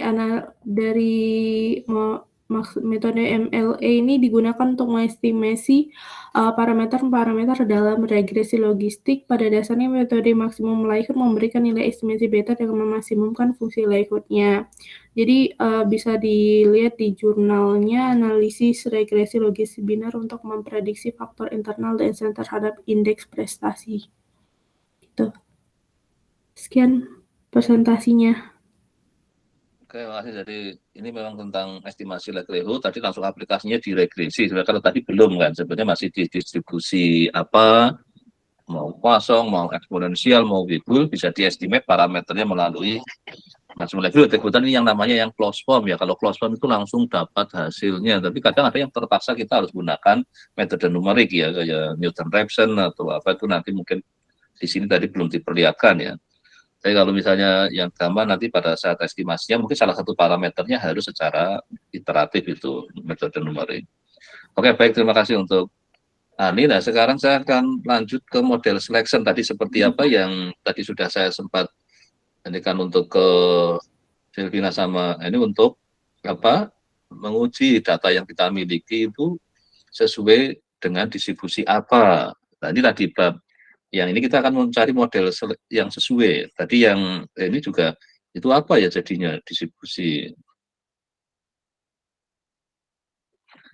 Nah, ini jadi di model selection ini, mungkin kalau teman yang agak ini, all models are wrong, but some models are useful. Jadi kalau kita mau nyari persis populasi itu berdistribusi apa, modelnya apa, mungkin boleh dikatakan nggak ada yang benar kan? Karena kita nggak pernah tahu populasi itu seperti apa, kita hanya pakai sampel kan. Nah, tapi ini kan some models are useful. Tapi kalau kita sudah pakai model, tetap ada manfaatnya lah, tidak bahwa kita sia-sia. Tapi kita berusaha semaksimal mungkin dari data yang kita miliki, kita mencoba memodelkan si populasi kayak apa itu.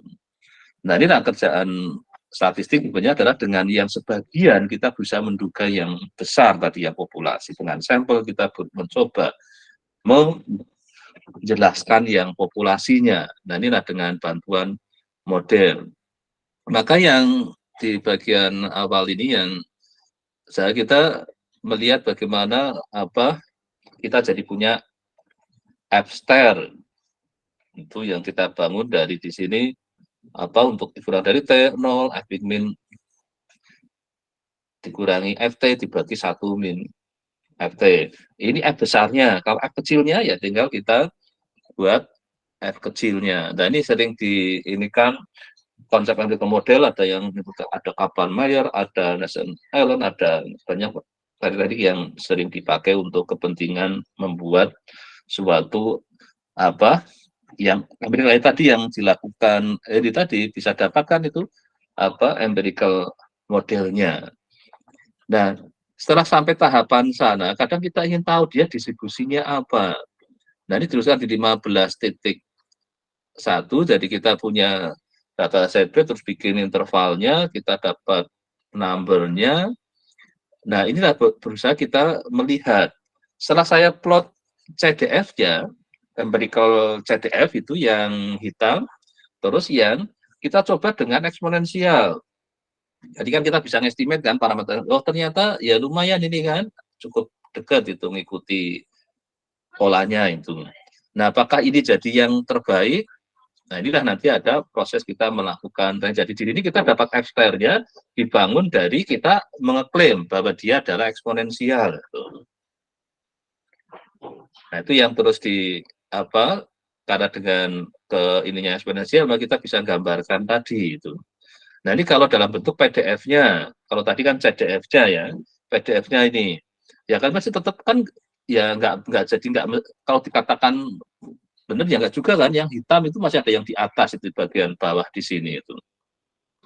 Yang di daerah bawah kan ini malah lebih tinggi, yang hijaunya lebih rendah, tapi di bagian lain hijaunya lebih tinggi. Jadi ada overfitting kan di situ masih terjadi. Nah, bisa juga kita mendapatkan bentuk cadangnya seperti data yang C itu. Yang di bawah agak under, tapi yang atasnya malah mungkin ada yang sudah over, ada yang ada kayak gitu. Nah, ini antara model dengan empirical, ini tadi tekniknya tadi ya pakai yang empirical itu di bab yang 14. Terus kalau yang ini kan setelah dapat estimasi parameternya kita bisa bikin plotnya. Nah, tadi overlay-kan ya. Nah, ini teknik mengoverlay, kalau Anda bisa pakai R masih kesulitan ya boleh pakai Google Sheet dulu, nggak apa-apa. Lebih mudah kadang melakukan itu. Ini berbagai dataset sudah dicoba itu. Nah, selanjutnya adalah kita ingin lihat nilai selisihnya kan antara model dengan dengan yang empiricalnya tadi. Maka selisih antara DX adalah Fnx dengan si F-star-nya. Jadi Fn adalah empiricalnya, F-nya adalah dari model. Jadi F-star tadi kita bikin model tadi eksponensial, kita coba kayak gitu. Nah, setelah dapat itu kita lihat DX-nya kan, ini kalau semua di 0 berarti sudah benar-benar cocok kan, fit gitu. Tapi ini kan ada yang over kan di atas, ada yang negatif gitu. Karena tadi Fn di depan, berarti kalau posisinya positif, berarti empiricalnya lebih tinggi. Ini berarti empiricalnya lebih tinggi yang dari data itu, yang modelnya di bawahnya. Pada saat kalau negatif berarti dari modelnya tadi kan gambarnya kadang ada yang di atas, ada yang di bawah kan tadi. Jadi ada positif, ada negatif itu. Ini kan dicoba dari berbagai data tadi yang sudah dicoba dataset yang ada. Nah, maka untuk memilih itu bisa juga jadi gunakan nanti namanya PP plot. Jadi kalau di antara Fn dengan si Fx tadi dibikin plotnya. Kalau dia mengikuti garis lurus, semua titik-titik ini di garis lurus ini, wah itu dikatakan sering diingatkan sebagai sudah cocok gitu. Tapi ternyata kan ada yang di bawahnya, ada yang di atasnya. Jadi tidak semua titik itu ada di garisnya. Ini gambarkan antara yang bawah, yang sumbu X-nya adalah yang empirical, yang sana yang nanti yang ini juga sama ini, ada yang di atas di bawah, jadi ini dengan namanya PP plot ya nanti. Nah itu artinya masih tetap juga maka tadi bisa juga semua apa model itu adalah sama, tapi ya ada beberapa masih lah bisa kita manfaatkan. Nah nanti bisa dilakukan hal yang sama, tapi diganti eksponensial dengan Weibull, mungkin dengan gamma, boleh ya nanti silakan di ini tadi contoh nanti silakan kayak biasanya ada dibagi nanti siapa ininya. Mungkin yang satu nanti gunakan eksponensial, satu dengan Weibull, mungkin satu dengan gamma, mungkin satu dengan Pareto. Misalnya kan ada berlima kan, nanti boleh aja dicoba dengan berbagai macam model. Tapi kalau yang ini continuous ya semua yang harus yang continuous ya, ini eksponensial, gamma, Weibull, mungkin bisa Pareto, atau mau dipaksakan normal juga nggak apa-apa. Nanti dicoba mana yang lebih baik. Kalau tadi namanya gunakan metode grafis ya, jadi kalau sekarang pakai uji hipotesis, maka H0-nya adalah bahwa data berasal dari populasi berdistribusi apa. Ya, tadi misalnya disebut eksponensial, H1-nya adalah, oh ternyata bukan eksponensial misalnya. Atau bisa juga mau nyebut apa yang satunya misalnya. Nah ini nanti kita punya yang tadi, Kolmogorov-Smirnov test. Ini juga gunakan tekniknya sebenarnya sama ini yang diinikan tadi yang selisih tadi, kita ingin cari di situ maksimumnya, nanti dibandingkan dengan statistik semacam apa, nanti ada statistik uji untuk pembandingnya, yang menyatakan jadi H0 tolak atau diterima. Itu Kolmogorov-Smirnov. Nah ini kadang biasanya di package-package itu ada, itu Kolmogorov-Smirnov itu. Nah maka di sini kalau kita lihat untuk yang contoh tadi, kalau gunakan Kolmogorov-Smirnov nanti akan ini kan, oh dia adalah lebih sesuai, memang bisa eksponensial, nanti tadi kan dicoba ya, bisa gamma, bisa Weibull, bisa apa, semua distribusi yang ada, nanti akan dilihat mana sih yang paling sesuai, yang mungkin dari sisi kalau menggunakan tingkat signifikansi misalnya 5%, maka nanti ditolak bila apa, kita lihat dari sisi p-value-nya dia harus lebih kecil daripada apa alfanya. Nah nanti sekali lagi ini boleh minta bantuan apa tadi misalnya secara visual, oh kayaknya ini sudah eksponensial cocok atau gamma cocok mungkin atau Weibull atau cocok. Nanti dengan bantuan Kolmogorov-Smirnov nanti kita bisa dapat yang lebih objektif ya dibanding kalau tadi kan subjektif karena tergantung apa PP plot juga masih subjektif. Wah ini kayaknya sudah pas di garis lurus. Berapa persen ada di titik-titik garisnya misalnya. Itu kalau Kolmogorov-Smirnov. Nanti silakan terus ada Anderson-Darling. Ini konsepnya beda kan? Tadi kan pakai D-nya langsung, di sini gunakan pakai statistik tesnya adalah A pangkat 2 ini. Ini adalah Anderson-Darling bagaimana menghitung A pangkat 2-nya. Nanti juga ada untuk pembanding ke apa critical value-nya atau ke tabel juga nanti beda dengan yang Kolmogorov karena statistik tesnya kan berbeda. Nah, nanti dites dengan Anderson-Darling itu. Terus ada lagi chi-square. Jadi tadi Kolmogorov ada Darling, ada chi-square itu. Jadi kalau chi-square relatif lebih mudah karena kita lihat tadi ya proporsi ininya, p-topinya kita lihat dengan menselisihkan antara apa F dengan yang sebelumnya untuk dapat P-nya itu p-topinya. Ini adalah chi-square test. Nanti ada coba hitung sendiri sama langsung pakai package-nya ya. Nanti kan ada langsung bisa dipilih itu. Tapi kalau mau dihitung sendiri ya bisa sih sebenarnya nggak masalah. Ini kan ikuti nanti tabel ini. Nanti pakai kalau ini mungkin pakai yang Google Sheet aja nggak apa-apa. Lebih mudah waktu ngitung ini. Karena berupa tabel kayak gini mungkin kalau dengan R mungkin akan lebih repot. Tapi kalau pakai R bisa langsung dapat T-square test-nya kan itu. Nanti kalau ini dibandingkannya dengan tabel T-square, kalau yang kan dengan yang punyanya Komodoro Anderson Daring ya pakai Anderson Daring. Oke, ini yang untuk pemilihannya. Dan ini kalau ini kan yang di Excel-nya ya, nanti silahkan kalau Anda pakai Google Sheet kayaknya kan ada ini. Untuk moga-moga yang T-square IN ini kan untuk mendapatkan apa kayak p-value-nya lah itu di. Nah, ini contohnya silakan ya, masing-masing ambil satu, kali nggak saya sebut, nanti urut aja, 1, 2, 3, 4, 5, supaya Anda bisa merasakan, oh ini yang tadi kan langsung saya minta aja, sudah coba belum, langsung pakai aja, nggak apa. Nah, sekarang nanti kita coba mulai dilakukan gunakan ini. Nanti ketiga-tiganya dicoba ya, Smirnov-nya, Anderson Darling-nya, T-square-nya itu, memberi kesimpulan yang sama apa enggak. Ini cara menghitung Q-nya. Nah, bisa juga gunakan Lagrange rasio test. Ini kalau kita langsung ingin menyebut bahwa dia adalah dari A, dari B, misalnya ini eksponensial atau Weibull, langsung misalnya kita langsung punya semacam indikasi, oh kayaknya ini eksponensial H0-nya, H1-nya Weibull misalnya. Ini bisa di sini langsung jalan gunakan uji LR. Kalau yang tadi kan ini mau eksponensial atau bukan eksponensial itu. Nah, uji LR ini bisa langsung gunakannya nanti ini statistik ujinya adalah apa, dan nanti kita bisa menghitung p-value-nya. Ini otomatis menggunakan likelihood ratio ya, jadi kalau tadi waktu estimasinya pakai metode maksimum likelihood, maka ini sudah bikin fungsi likelihood-nya kan, tinggal L di bawah H0 dan L di bawah H1. Jadi kalau L-nya eksponensial ya dia harus eksponensial. Kalau L-nya itu Weibull, ya harus L-nya Weibull. Tinggal di bawah H0 sama di bawah H1. Nah, ini misalnya ini sama-sama gamma, tapi beda parameternya. Jadi ini 1,2 sama bukan 1,2. Jadi di sini berarti pakai L-nya adalah likelihood-nya gamma. Tinggal dimasukkan yang satu di bawah H0, kan selalu kita di bawah H0 benar kan, kita menolak apa enggak. Maka masukkan nanti parameternya 1,2.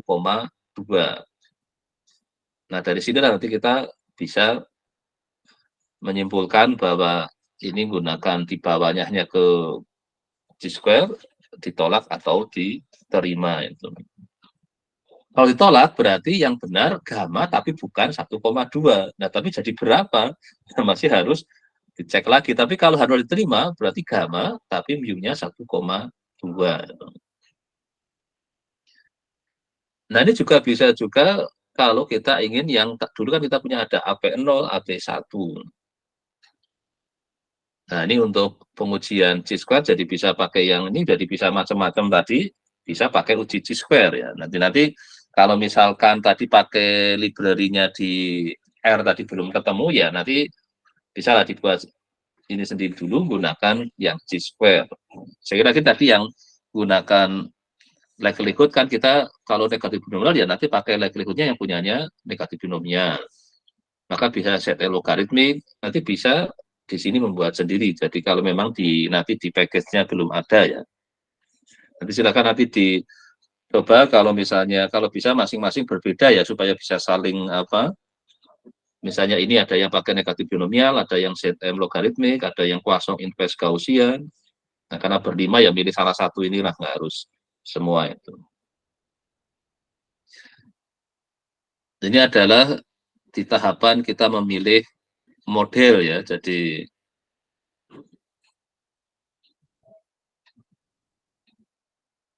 nah ini kalau dalam pemilihan model memang ini kan use a simple model if at all possible. Jadi pertama start ya dengan yang sederhana dulu, setelah itu mungkin mulailah kita menaikkan ke yang judgment based approach kadang juga dilakukan ya. Wah, ini kayaknya sudah mungkin eksponensial saja. Kadang ada yang nah ini yang sudah gunakan code base kan, jadi lebih objektif lah dibanding tadi yang judgment kan bisa saja masih subjektif. Nah tadi ada pilihan pakai Kolmogorov Smirnov, Anderson Darling, Chi-square.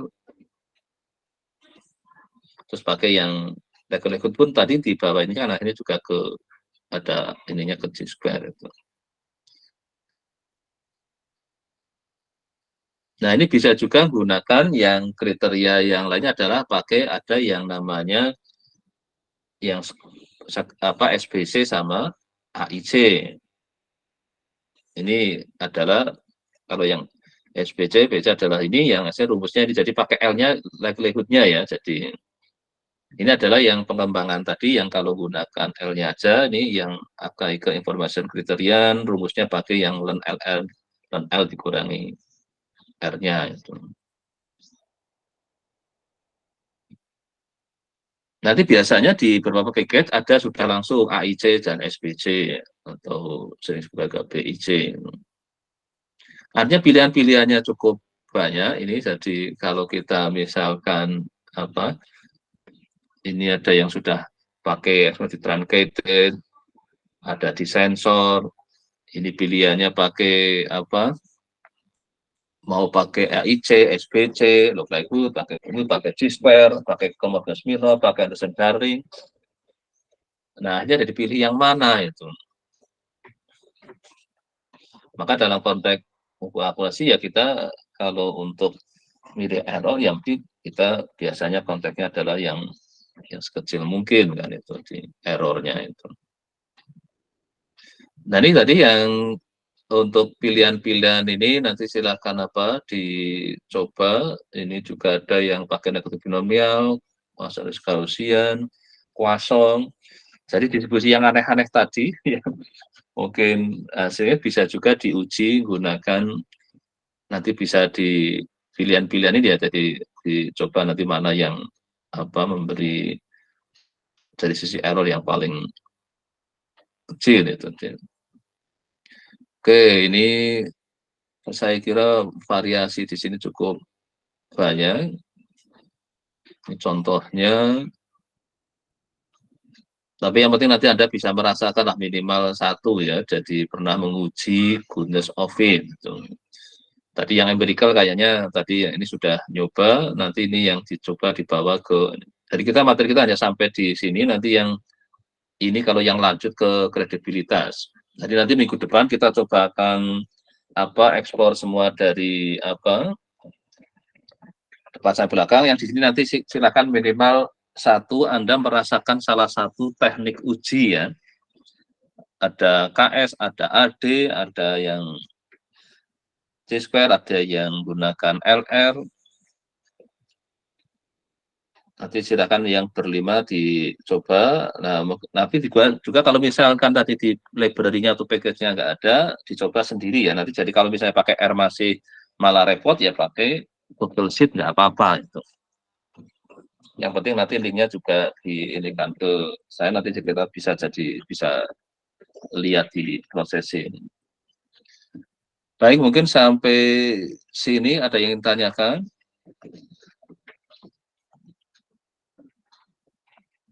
Ini karena saya maksakan di libur kayak tadi ada yang sudah di perjalanan.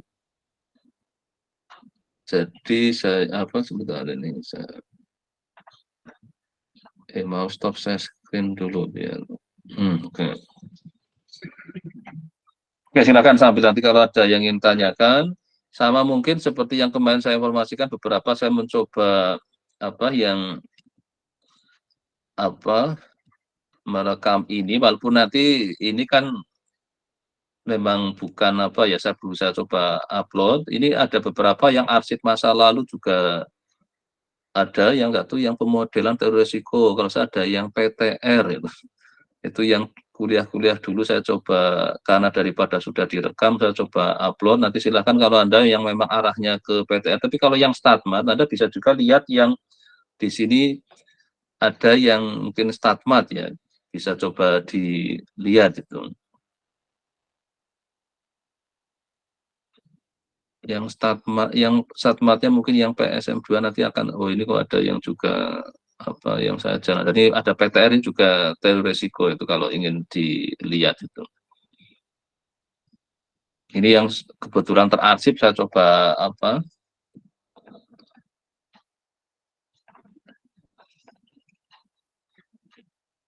upload aja kalau bermanfaat aja. Memang ini nanti karena ini masih asli, jadi jamnya panjang. Silakan Anda mungkin kalau misalnya ini PTR yang ini yang tahun 2021 atau misalnya nanti paling harus di skip, malah ada yang lupa juga suaranya nggak ada itu.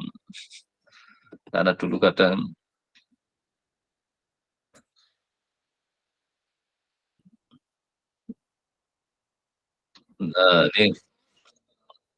ini lumayan ada ini yang pas tentang binomial negatif. Ini yang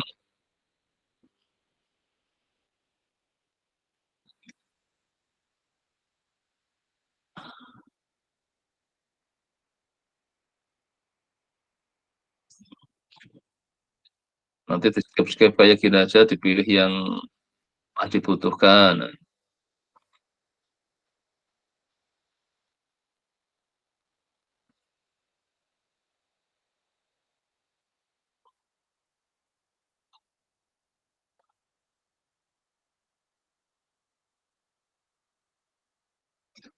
Clear dengan Instagram. Ya. Jadi hati-hati pada memvisualkan. Kalau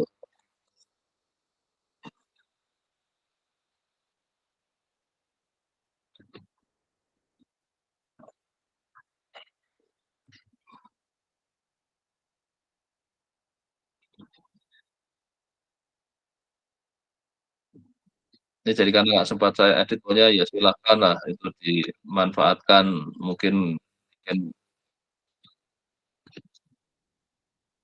cuman ini bukunya buku yang volume yang lama ya, jadi beda itu.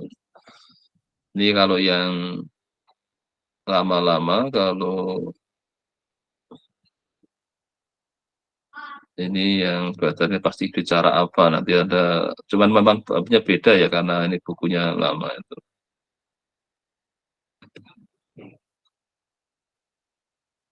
Nah ini ada yang masih tulisan tangan di ini kan ya nggak apa-apa. Ini ada ini bab 5. Nah itu mungkin apa sambil ingat kembali tentang CDF yang heavy tail.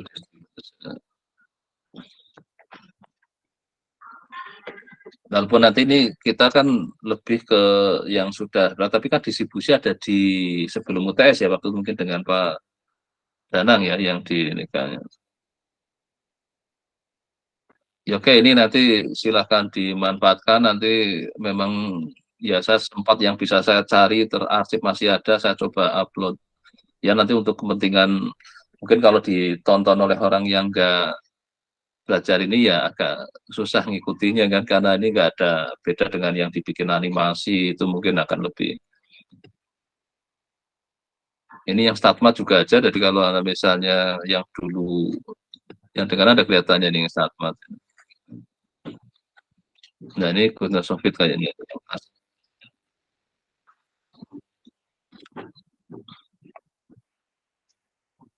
Oh ini masih yang baru. Eh,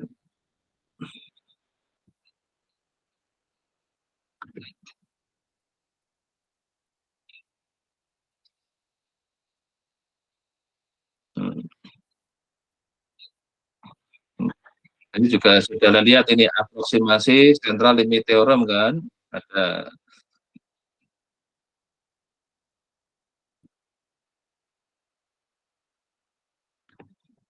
Oke ya nanti silahkan kalau yang oke sampai sini ada yang ingin tanyakan.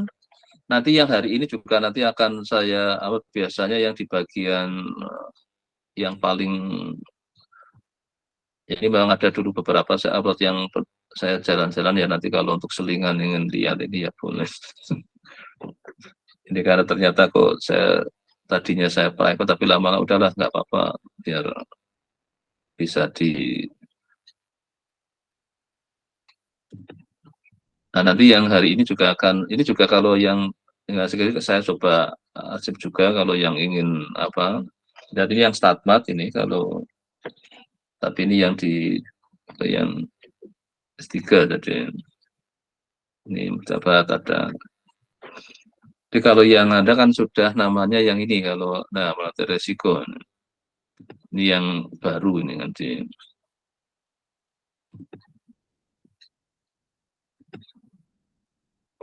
Ini kalau untuk itu lagi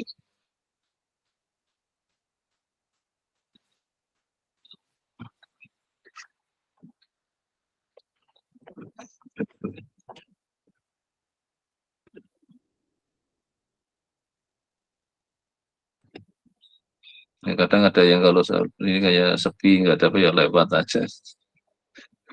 Dan mungkin lupa nggak ke share.